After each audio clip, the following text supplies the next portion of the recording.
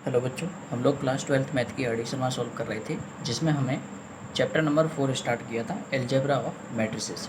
Exercise 4.1 question number 14 तक हमने पिछली वीडियो में कर लिए हैं। ठीक है, आज हम इस वीडियो में करेंगे क्वेश्चन नंबर 15 से। देखिए बच्चों, यहाँ पे हमें दो मैट्रिक्स इक्वल दे रखी हैं और हमें पूछा है एक्स प्लस वाई का आंसर क्या होगा।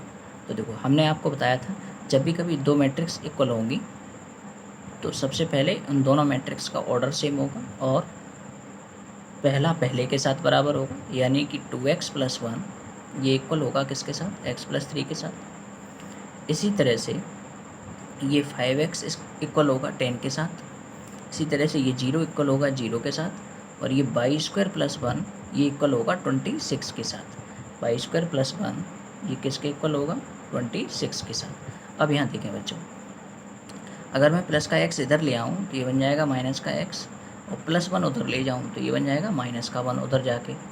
तो यहाँ बनेगा 2, यहाँ बनेगा x। तो बच्चों x की वैल्यू क्या आ चुकी है हमारे पास, 2।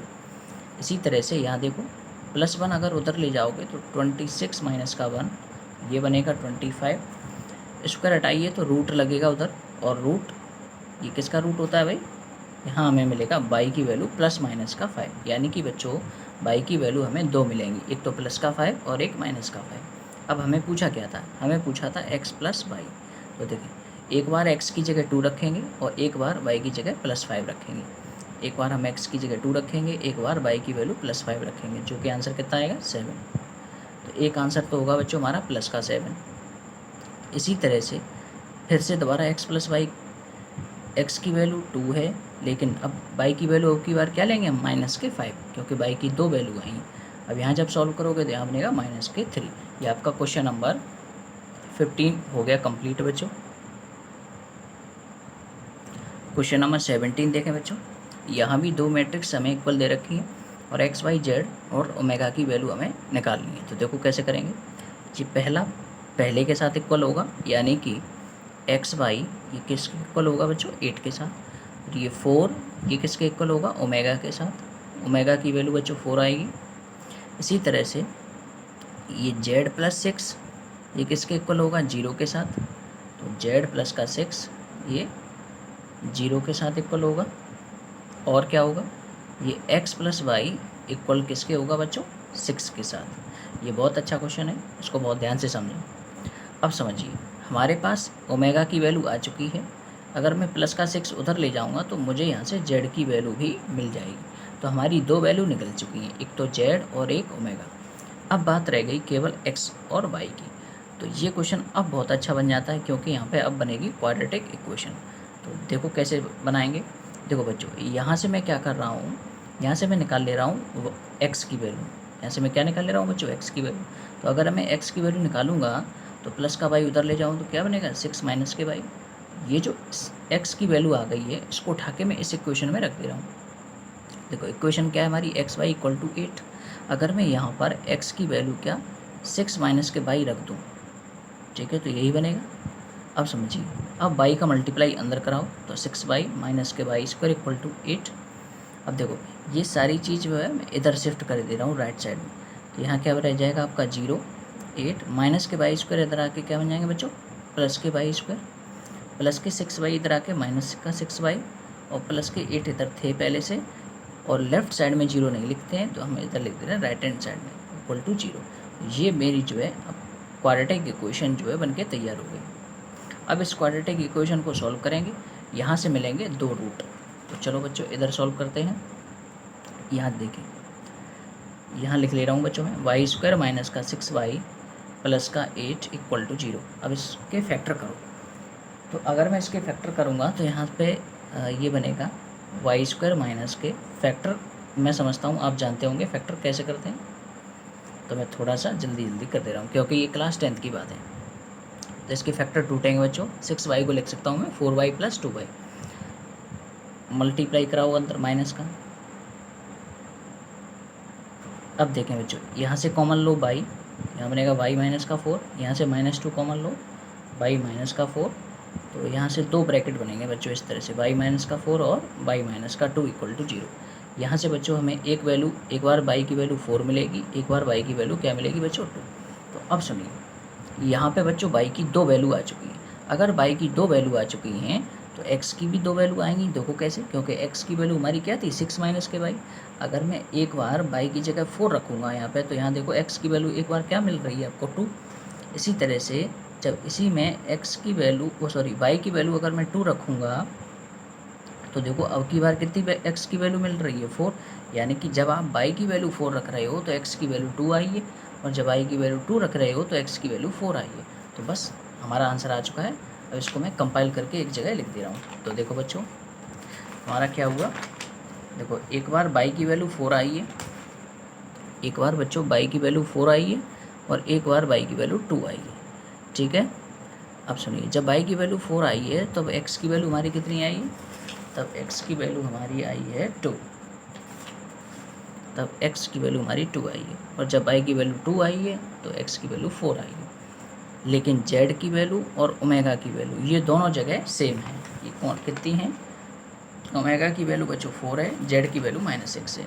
ओमेगा की वैल्यू 4 है, जेड की वैल्यू -6 है। जेड की वैल्यू -6 और ओमेगा की वैल्यू प्लस का 4।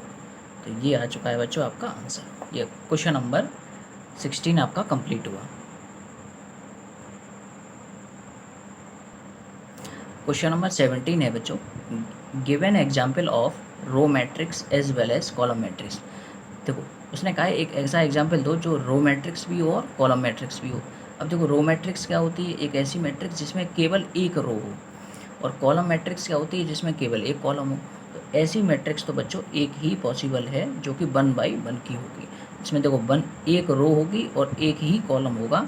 अब इसमें अंदर एंट्री कुछ भी भर सकते हो आप, चाहे ए भर दो, चाहे बी भर दो, चाहे आप सी भर दो, चाहे कोई भी नंबर भी लिख दो तो भी आपका चलेगा। तो मैं यहाँ पे कोई नंबर ही भर के दिखा दे रहा हूँ। ये देखो ये एक ऐसी मैट्रिक्स है जिसमें रो मैट्रिक्स, ये रो मैट्रिक्स भी है, साथ साथ में कॉलम मैट्रिक्स भी है। ठीक है, रो मैट्रिक्स का मतलब है एक रो, और कॉलम मैट्रिक्स का मतलब होता है केवल एक कॉलम। ये बन चुकी है आपकी कौन सी मैट्रिक्स, रो एज वेल एज कॉलम। दूसरा है diagonal matrix which is not scalar. देखो स्केलर मैट्रिक्स एक ऐसी मैट्रिक्स होती है जिसमें डायगोनल एलिमेंट सेम होना चाहिए, और डायगोनल के अलावा सभी एलिमेंट कैसे होते हैं बच्चों 0 0। हम सुनो, डायगोनल मैट्रिक्स क्या होती है, एक ऐसी स्क्वायर मैट्रिक्स जिसमें डायगोनल को छोड़कर बाद बाकी सभी एलिमेंट कैसे भरे जाते हैं 0 0। तो मैं यहाँ पर कोई सा भी एग्जाम्पल दे के दिखा दे रहा हूँ बच्चों। मैंने एक स्क्वायर, पहली बात डायगोनल मैट्रिक्स जो होती है एक स्क्वायर मैट्रिक्स होती है, तो हमने ये स्क्वायर मैट्रिक्स एज्यूम कर ली। अब समझिए इसमें मैं डायगोनल भर दे रहा हूँ। मैंने भर दिया 2 3 5 और ये सभी 0 0। ठीक है, अब देखो ये डायगोनल मैट्रिक्स है, क्यों, क्योंकि इसकी जो डायगोनल एंट्री है, इसके अलावा ये जो डायगोनल एंट्री आपको दिखाई दे रही है ये डायगोनल होता है, और डायगोनल के अलावा इसके जो भी जितने भी एलिमेंट बचे वो सब 0 0 हैं।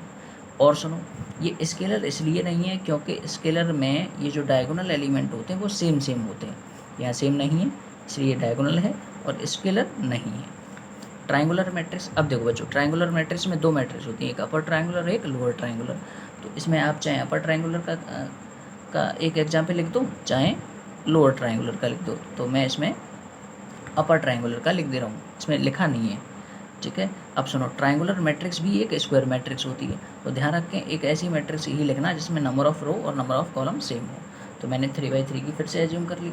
अब समझिए मैं क्या कर रहा हूँ, 3×3 की मैट्रिक्स लिख दे रहा हूँ, लेकिन इसमें मैं क्या कर रहा हूँ बच्चों, ये जो डायगोनल एलिमेंट है, ट्रायंगुलर मैट्रिक्स की एक खासियत होती है क्या, ये जो डायगोनल एलिमेंट होता है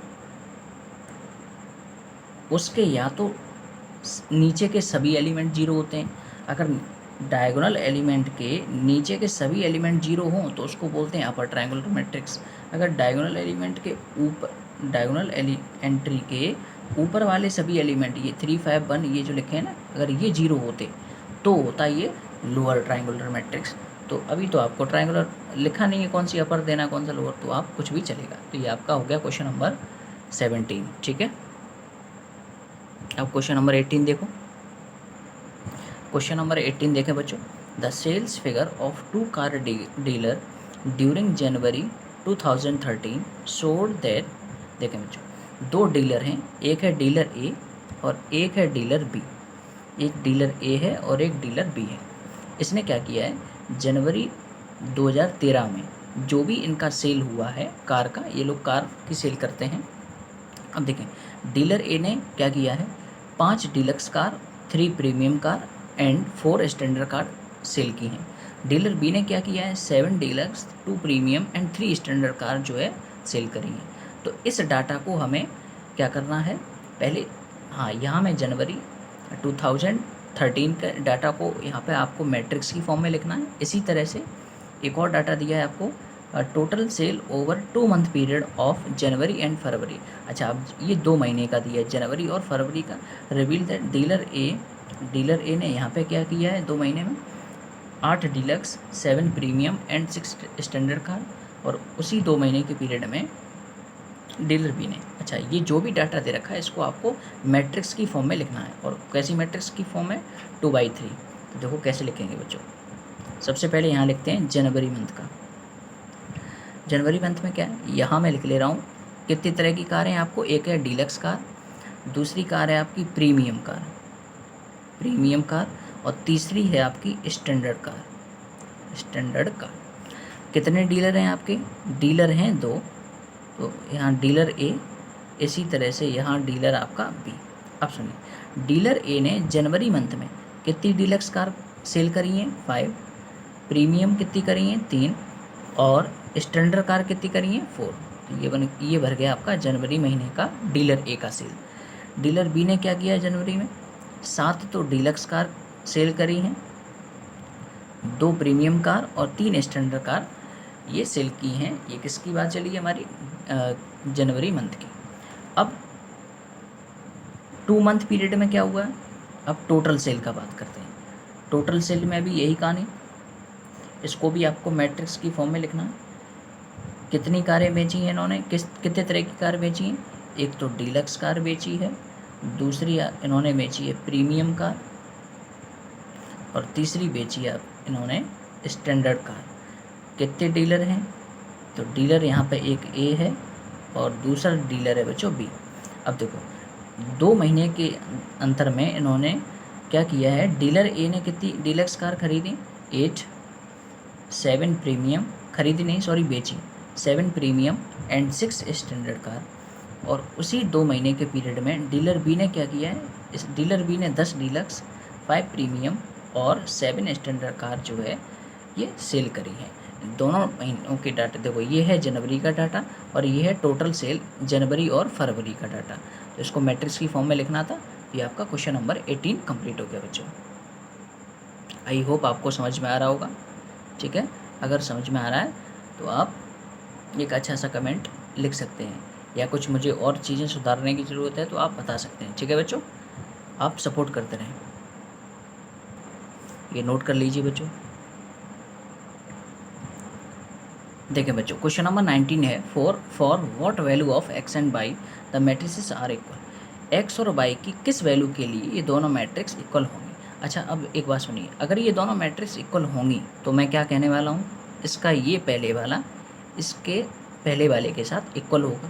तो अगर मैं यहाँ पे कंपेयर करूँ तो यहाँ से मैं एक्स की वैल्यू निकाल सकता हूँ। तो देखो कैसे निकालूंगा, प्लस एक्स इधर ले आऊँगा तो यहाँ बचेगा बच्चों ये, +1 इधर ले आओ तो यहाँ बन गया आपका एक्स की वैल्यू आ गई 2। एक्स की वैल्यू कितनी आ चुकी है बच्चों, 2। ये एक्स की वैल्यू आ गई, एक्स की वैल्यू तो हमने निकाल ली। अब हमें पूछा है वाई की वैल्यू भी निकालो। तो देखो अगर ये 2 मैट्रिक्स इक्वल होंगी तो मैं कहूँगा इसका दूसरा वाला इसके दूसरे वाले के साथ इक्वल होगा। यानी कि मैं ये कह सकता हूँ 2y इक्वल किसके होगा, y² प्लस का 2 के साथ।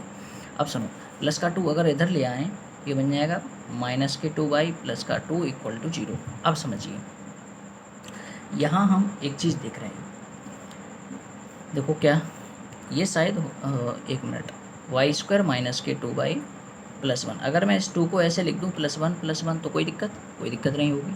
अब यहाँ देखो ये तीनों चीज़ मिलके ये बन गया बच्चों होल स्क्वायर। क्या बन गया, y - 1 का होल स्क्वायर। अब जब a - b का होल स्क्वायर खोलोगे तो ये इतना चीज़ बनेगा, कैसे, a का स्क्वायर प्लस b का स्क्वायर माइनस का 2ab। क्या बचा यहाँ, +1 = 0। +1 उधर ले जाओ, -1 स्क्वायर हटाओगे तो यहाँ लगा इस तरह से रूट लगाओगे। अब सुनो, रूट के अंदर नेगेटिव वैल्यू आ गई, इसका मतलब है y की वैल्यू कैसी आ रही है, इमेजिनरी, और ये इमेजिनरी, तो हम जैसे ही इमेजिनरी वैल्यू आई तो आप यहाँ पे क्या लिखोगे कि भाई y की वैल्यू हम नहीं निकाल पा रहे हैं, क्योंकि y की वैल्यू कैसे निकल रही है, आपकी इमेजिनरी वैल्यू। तो हम कहेंगे no possible value of y, no possible value of y। ये क्यों no possible of value of y लिखा मैंने, क्योंकि यहाँ पे रूट के अंदर नेगेटिव आ गया है और ऐसी वैल्यू को बोलते हैं हम इमेजिनरी वैल्यू। तो सुनो, जब हम y की वैल्यू नहीं निकाल पाए यहाँ पर, तो हम कह सकते हैं ये दोनों मैट्रिक्स जो हैं ये कभी भी बराबर नहीं हो सकते। तो a की value a matrix b matrix से ज़्यादा इक्वल नहीं हो सकती। क्यों, यहाँ से कुछ ना कुछ तो y की वैल्यू मिलती है, लेकिन यहाँ तो वैल्यू मिल ही नहीं रही है, तो इक्वल नहीं कह सकते हम। अब चलते हैं क्वेश्चन नंबर 20 की तरफ। ये आपका क्वेश्चन नंबर 19 हो गया, इसको आप नोट कर लें जल्दी से बच्चों। क्वेश्चन नंबर 20 देखें, फाइंड x, y इफ़ ये दो मैट्रिक्स, देखो फिर से x और y की वैल्यू पूछिए कब, जब ये दोनों मैट्रिक्स इक्वल हो। तो देखो सिंपल है, जब दो मैट्रिक्स इक्वल होती हैं तो पहला पहले के साथ इक्वल होता है, यानी कि x प्लस का 10 ये किसके इक्वल होगा, 3x प्लस के 4 के साथ। तो यहाँ से हमें मिलेगी x की वैल्यू। तो देखो कैसे निकालेंगे, प्लस का x इधर ले आओ तो ये बन जाएगा माइनस का x, प्लस 4 उधर ले जाओ ये बनेगा माइनस का 4 इधर जाके, ये हो गया 6, ये हो गया आपका 2x, 2 से ये कैंसिल करो, ये आ गया 3 टाइम्स जो है कैंसिल हो जाएगा। तो x की वैल्यू क्या आ गई बच्चों, 3। x की वैल्यू हम आसानी से निकाल पाए। अब चलते हैं y की तरफ। देखो वैल्यू, देखो बच्चों, ये y की वैल्यू निकालना बहुत अच्छा क्वेश्चन है, ठीक है। कैसे करेंगे सब देखें, ये दूसरा वाला दूसरे के साथ इक्वल होगा, यानी कि मैं यहाँ से कह सकता हूँ कि y² प्लस के 2y ये किसके इक्वल होगा बच्चों, 3 के साथ, ये कह सकते हैं। इसी तरह से ये यहाँ पे मैं सॉल्व करूँगा, ये 0 0 के साथ इक्वल होगा, और ये -4 इस वाले के साथ इक्वल होगा। तो मैं लिख दे रहा हूँ -4 किसके इक्वल होगा, y² माइनस के 5y के साथ। अब यहाँ देखो, ये दो क्वाड्रेटिक इक्वेशन है अलग अलग, तो यहाँ से इसे जब सॉल्व करोगे तो यहाँ से y की दो वैल्यू आएंगी, इसे जब सॉल्व करोगे तो यहाँ से y की दो वैल्यू आएंगी। तो देखो कैसे करेंगे, सबसे पहले +3 को इधर लेके आओ, ये हो गया -3। अब यहाँ पर जब है आप यहाँ लगाएं आप मिडिल स्प्लिटिंग, ठीक है। तो देखो कैसे तोड़ेंगे, 3 के फैक्टर करोगे 3 बन जाए 3, यानी कि मैं इसको लिख सकता हूँ y² प्लस का 3y माइनस का 1। आप फैक्टर करके खुद देखना बच्चों, मैं इसको थोड़ा जल्दी सॉल्व कर दे रहा हूँ, ठीक है। ये कुछ नहीं, क्लास 10th का मेथड है, वही इस्तेमाल कर रहे हैं, फैक्टराइजेशन मेथड। इन दोनों में से कॉमन लो तो यहाँ बनेगा y प्लस का 3, -1 यहाँ से कॉमन आ सकता है। तो बच्चों यहाँ से दो ब्रैकेट बनेंगे, y प्लस का 3 और एक y माइनस का 1। जब सॉल्व करोगे तो यहाँ से एक वैल्यू आएगी y की -3 और एक वैल्यू आएगी y की वैल्यू प्लस का 1।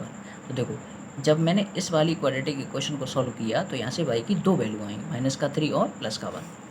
अब इस वाली इक्वेशन को सॉल्व करते हैं, देखो कैसे करेंगे, -4 उधर ले जाओ बच्चों, ठीक है। तो ये बन जाएगा आपका y² माइनस के 5y, -4 इधर आके +4। अब ऐसे ही इसके फैक्टर कर लो, तो इसके फैक्टर हो जाएंगे बच्चों -4y प्लस के y, ठीक है। फैक्टर करना आप और सॉल्व करो, माइनस अंदर ले जाओ तो ये बनेगा इस तरह से, कॉमन लीजिए, y कॉमन लो, यहाँ इन दोनों में से -1 कॉमन लो। तो जब यहाँ आप सॉल्व कर रहे हैं तो हम यहाँ पे देख रहे हैं, यहाँ पे फिर से दो ब्रैकेट बन चुके हैं, और यहाँ से एक वैल्यू y की 4 मिलेगी और दूसरी y की वैल्यू क्या मिलेगी बच्चों, +1। तो अब हम यहाँ देख रहे हैं x की वैल्यू तो हमें 1 मिली, लेकिन y की 4 वैल्यू मिल चुकी हैं, यहाँ पे 2 मिली और यहाँ पे 2 मिली।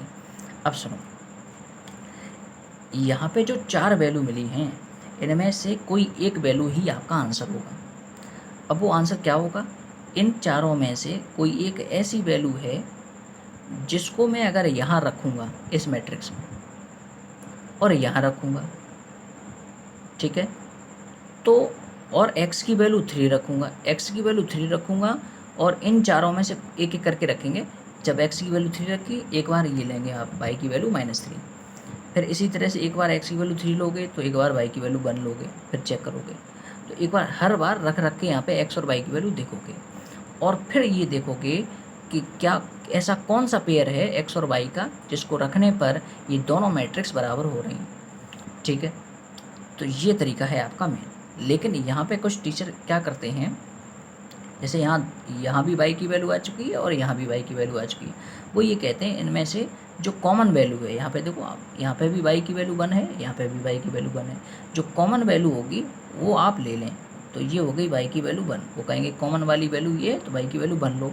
और एक्स की वैल्यू कितनी है 3, एक्स की वैल्यू 3, तो कहेंगे ये आंसर है।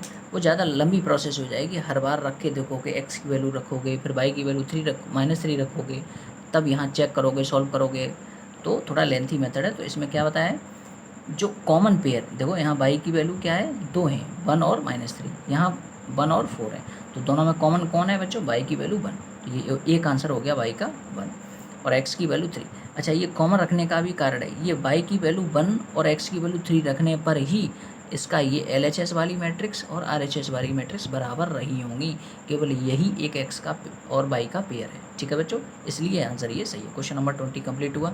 अब चलते हैं क्वेश्चन नंबर 21 की तरफ।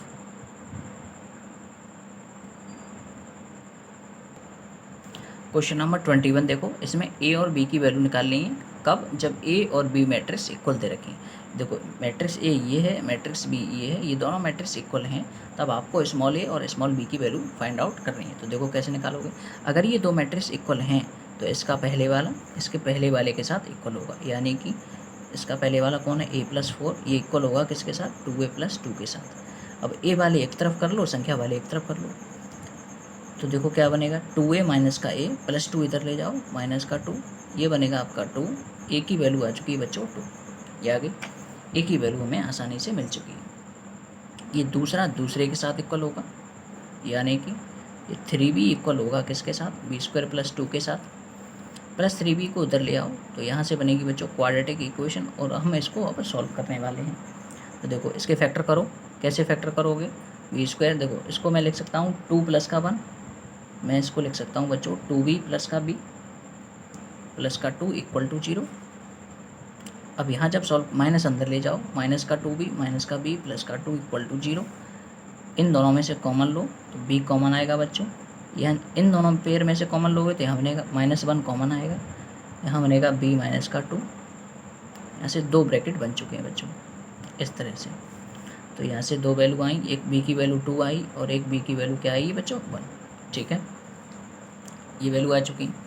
इसी तरह से अगर मैं b² - 10 को इसके साथ इक्वल करूँगा तो यहाँ से कुछ b की वैल्यू आएगी, तो इसको भी मैं इक्वल करके दिखा दे रहा हूँ। b² - 10 ये इक्वल होगा किसके साथ बच्चों, -6 के साथ। ठीक, -10 जब उधर जाएगा तो यहाँ बनेगा प्लस का 10। ठीक है, अब देखिए बच्चों, यहाँ पे हम क्या करेंगे, 10 - 6 करोगे तो यहाँ बनेगा 4, स्क्वायर हटाओ तो रूट लगाओगे, तो यहाँ से 2 वैल्यू मिलेंगी b की, एक तो प्लस का 2 और एक माइनस का 2। तो यहाँ से b की बच्चों कितनी वैल्यू आई, एक प्लस का 2 और एक माइनस का 2। अब समझिए एक बात, a की वैल्यू तो हमारी क्या हो गई, प्लस का 2, ये तो आप सब जानते हैं। यहाँ देखो b की वैल्यू 4 आ गई, यहाँ पे एक b की वैल्यू 2 आई है, एक b की वैल्यू 1 आई, ये 2 वैल्यू यहाँ पे आई। इसी तरह से ये 2 वैल्यू हैं, b की वैल्यू 2 और b की वैल्यू -2। तो मैंने आपको बताया था इन सभी b में से कोई एक ऐसी b की वैल्यू है, और a की वैल्यू जब हम इसको यहाँ रखेंगे a और b में, इन दोनों मैट्रिक्स में रखोगे और स्मॉल a की वैल्यू 2 रखोगे, तो रखने पर वो एक ऐसा अनोखा पेयर होगा, जब यहाँ रखोगे तो मैट्रिक्स दोनों बराबर दिखेंगी। अब इसको शॉर्ट करने का तरीका क्या है, ऐसे रखेंगे तो 4 बार रखना पड़ेगा। पहले आप क्या रखोगे, a की वैल्यू 2 रखोगे तो b की वैल्यू 2 रखोगे दोनों जगह चेक करोगे क्या मैट्रिक्स बराबर आ रही हैं या नहीं आ रही हैं। इसी तरह से अगली बार क्या रखोगे, a की वैल्यू 2 और b की वैल्यू 1 यहाँ रखोगे, इस मैट्रिक्स में भी और इस मैट्रिक्स में भी, और चेक करोगे क्या ये दोनों मैट्रिक्स इक्वल आ रही हैं या नहीं। इसी तरह से ये काम 4 बार आपको करना पड़ेगा, तो लेंथ ही हो गया। तो देखो इसमें आप ऐसे भी देख सकते हैं, b की वैल्यू यहाँ कुछ 2 आई हैं, यहाँ अलग 2 आई हैं, इन दोनों में से कोई एक ऐसी वैल्यू b की ढूंढो जो दोनों में कॉमन हो, जो दोनों में लिखी हो। तो यहाँ b की वैल्यू 2 है, यहाँ भी b की वैल्यू 2 है, तो हम इन दोनों में से जो कॉमन वैल्यू होगी b की वैल्यू 2 वो ले लेंगे। ठीक है, और ए की वैल्यू तो हमारे पास है ही पहले से, तो ए की वैल्यू 2 होगी और बी की वैल्यू भी 2 होगी। तो बच्चों ये आपकी थी एक्सरसाइज 4.1, ये मैंने आपको कंप्लीट करा दिया। आई होप आपको समझ में आ गया होगा। ठीक, अब मिलते हैं हम लोग नेक्स्ट वीडियो में, तब तक के लिए thank you so much and bye.